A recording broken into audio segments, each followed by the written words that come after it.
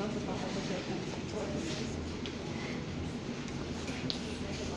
is just the logistic part. Can you come so that everyone will be able to see?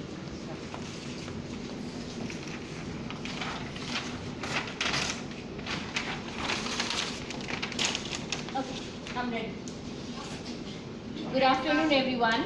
I'm Poonam and I'm from Nepal. And today, this session is going to be about something that is not based on some theoretical understanding of what is human rights, but something emotional understanding. How we internalize, how you see, how we reflect the idea of human rights within our mind, right? So the topic of our session will be, where do you stand on human rights?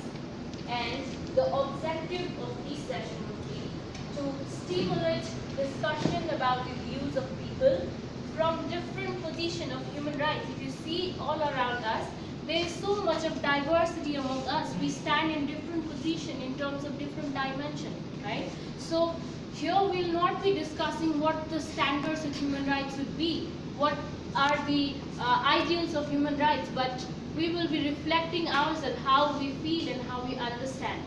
So the method, a totally new method we'll be using for today's session, that is called as continuum method. And what this method talks about is, it gives a clear instruction that I will be posing a statement to you, and you have to read the statement and take sides here. You have to agree or disagree, right? According to how strongly you feel. Okay, it's all about how strongly you feel. It's not about what there should be as a standard, what there should be in the law, or what there should be people should behave like, right? Standards and how actually things go in practical are different. So in this exercise, what I want you to do is, when I pose you a statement, you just take a time to feel from your own position. For example, if I am a girl, a daughter who took birth in the name of the sun. For example, my family was expecting a son and I was born as a daughter. Then from my reality as being a discriminated daughter in the family, how would I feel, right? I would be thinking from that perspective. So think about yourself, where you position yourself in your feeling, okay? So with this, I'd like to make one statement. So the statement says, human rights are ideal, they are not practical. This is a statement. You think whether some might say they are not ideal, they are practical enough, they can be carried out, right? So just place yourself, if you agree in this line or if you disagree in this line. Human rights are ideal, they are not practical. If you believe or if you feel this thing, maybe it's because maybe the feeling might have come from somewhere, but just according to how strongly you feel, right? You might feel both ways. In certain circumstances, you might feel it in the both way, right? But to which feeling you strongly incline to, you just divide yourself, okay? Are you done? Yeah. Yes. Okay. So let me just take one view from agree. Okay. So Agatha, why do you really agree on this fact that human rights are ideal? What makes you think that they are ideal and they are not practical? I feel that human rights is coming from something like a very high level, but for our women, is we we are facing with many challenges in our community. So whatever you say human rights is not my concern. My concern is to eat, to raise my children, and to work, to make a relationship with my friends. This is my practical life. Exactly. Let's hear from someone who disagree, like human rights are ideal. Okay, Masha. Even without this word, without study in the school, I know that I want to go to school. The people cannot control my sexual orientation. Without that word, I know that this is my life. And then after all, this is the core human right. So that's why I think it comes from practical, that we want to fulfill our life, our enjoyment, to be at the Okay. Yes, I'm here in this, I agree that human rights are ideal because sometimes, you need an enabling environment for the human rights to be realized. For instance, everybody has the right to have citizenship, and yet some women are not able to, register their children because of some barriers. They do not know how to do it, they're not educated, etc. Okay. I'll just quickly move to one point that says you disagree. Like, I want to ask Khan, why do you disagree, and what is that particular incident that makes you feel disagree to this statement? Okay. For example, right to have life is basic human rights, and everyone in the world now struggle to have life. We can see many life around us, so it's practical. It means even some not very good standard, bad standard, but we struggle for that and we achieve it. It's practical. Okay, I'll go back to Eugenia. Human rights in practical, it's a very small child. It's a large future. Human rights have very long way to Go to be Yes, realized. yes. Okay. I just want to hear it from Samson. Like, why do you think human rights are ideal? They are not. You disagree with it, right? What's your stand? Yeah, I agree with Khan because the human right for all people need to practice. But why not practice? Example, I want to walk, I need to walk. Why? Someone not stop me because my human right. I want to walk, I want to cry, I want to sing a song. Yeah. Okay. So I'd like to pose next statement. Okay. So next statement says that human rights are luxury that only rich countries can afford. Okay. The statement says human rights are luxury that only rich countries can afford. Can you just quickly make your position whether you agree or not? Like, it's based on the feeling, it's based on the situation where you have thoughts, okay? Only me. I see. Okay, it's very interesting to see, like before I move to Agatha why you agree, I'd like to know the range of reasons, like why you disagree to this point. Maybe Kanika? Who says that who says that only rich countries have human rights, like that they abide by human rights completely? Okay. That's my argument. Hassan?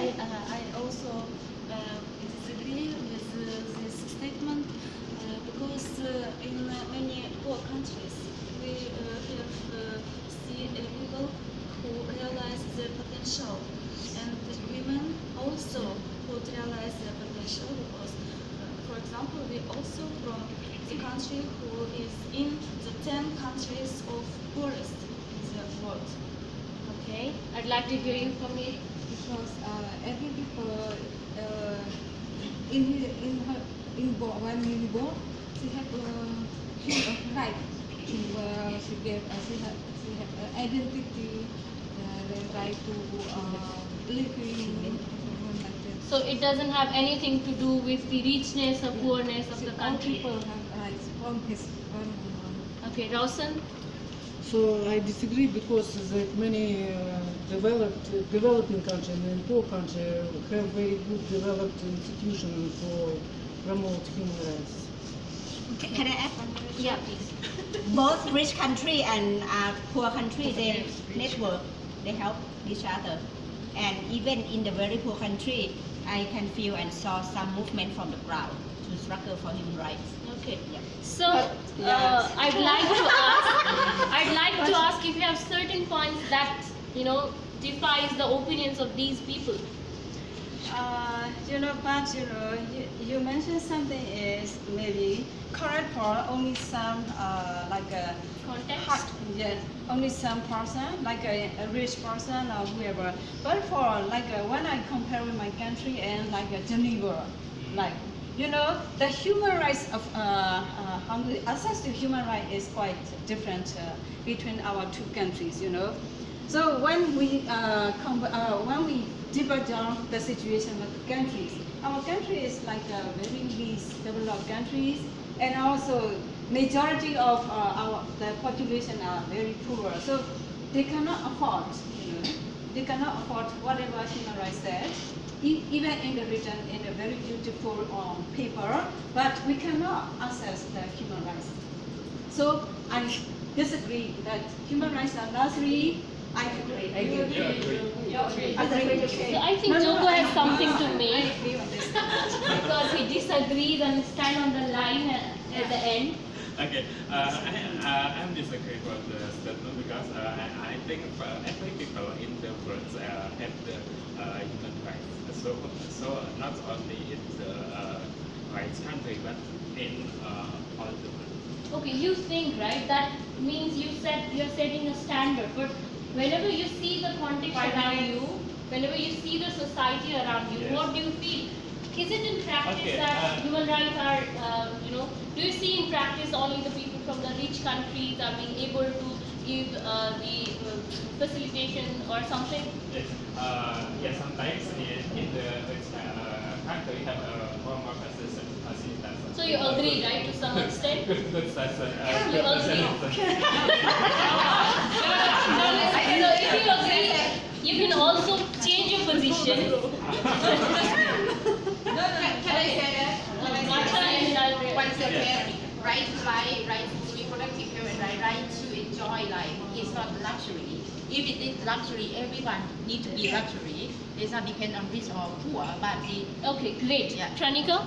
No, I'll just give a simple example. If it was only rich countries could afford, then I mean, what we saw over here was like violence against women was a global issue, right? It's Yeah. not decreasing, it's increasing. It would not have been happening in rich countries. yes. Okay, so I'd like to quickly bring you here over the context. Can everyone make a circle so that everyone can see? Yes. Okay, great. So if we see, if we in this exercise, we will stand in different positions, right? Why we had different feelings about a particular issue of human rights. We say the human rights are universal, but at the same point of universality, we have our inherent differences that we carry. As a woman, we come from different walks of life, right? Someone is lawyer here, someone is human rights educator, someone is a women activist who have become an activist because of the discrimination that they have faced in their life. Someone comes from a rural woman who faced that difficulty and thinks that there is a need of leadership in order to empower the rural woman.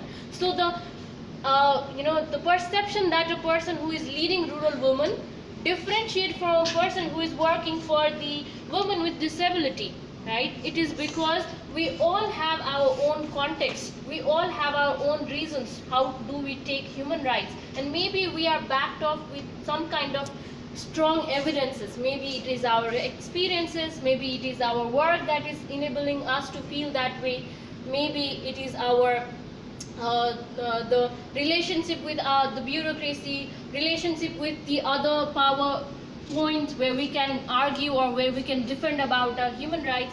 So basically, if we see, and also it is a totally different aspect for a lay person. Like someone was saying, I don't care whether there is a right to vote or whether there is right to legal representation or not. All I want is to have my hand and mouth in the morning and in the night time. All I want is the security of my children, right? Yeah, that is right to live with dignity. Right to live with dignity. So even though we say human rights is a universal concept, it differs according to different positions the peoples are placed on. Be you a women rights activist, be you a lay person, be you a human rights educator, or be you a person who belong to a ethnic minority, or be you a person who is a single mother, right? So we need to understand these different positions that people have. We should not always be saying, okay, where I stand is the right position to understand or to see human rights. We also need to see what the person in the other side is looking. Okay, you live in a society where there are diverse people like us here in the group. So I should be able, it's not about arguing who is right or wrong, but it's about recognizing others' position, how they see, how they visualize, right? So she might agree and here she might not agree, right? But it's not about who is right here. It's about she should also be able to reflect herself from her position. So this is it. With this, I hope you understand like there are differences in reflecting your understanding the human rights. Thank you. Thank you. 1 minute left.